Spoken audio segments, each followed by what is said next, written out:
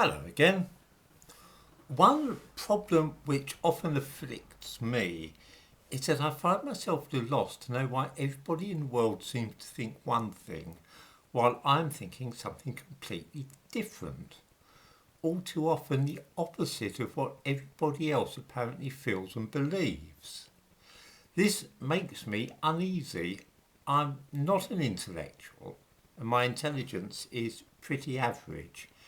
If I'm thinking something which is radically different from everybody else, then the chances are that it is because I am mistaken and have not fully grasped the subject under discussion. This is certainly the case sometimes.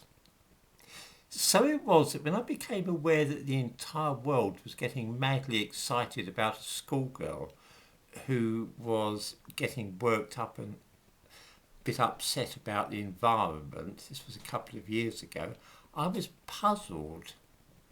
Surely all these important people, the politicians, scientists, together with millions of ordinary folk, must know something about this child which I did not.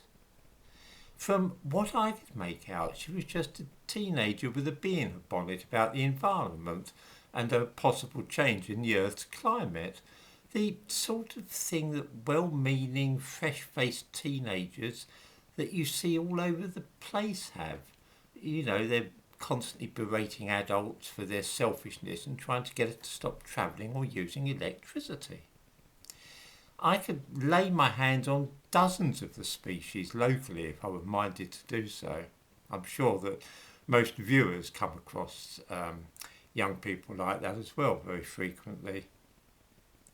There was evidently something different about this Swedish girl because her views and opinions were being taken seriously and reporters were hanging on her every word. She was even invited to address the United Nations. Was she really some kind of genius, an infant prodigy who had something original and clever to tell us about science? What was it that made her different and more important than all those other annoying kids? At Winchester University, a statue has even been erected to her. I don't like to be horrible about somebody so young and obviously well-meaning, but the preliminary model for the statue, which may be seen in the thumbnail to this video, makes her look a bit creepy. Anybody remember the film The Midwich Cuckoos about 60 years ago? That's what this clay model puts me in mind of, a weird kind of alien. As I say, for quite some while I didn't mention these concerns to anybody for fear of appearing a fool, which I must say candidly is hardly a novel situation for me. Obviously, things could not possibly be as they appeared on the surface. So I started trying to find out what I was missing, why it was that everybody thought this 16-year-old girl knew more about meteorology and so on than the scientists at the world's best universities. Clearly, there was something outstanding about her.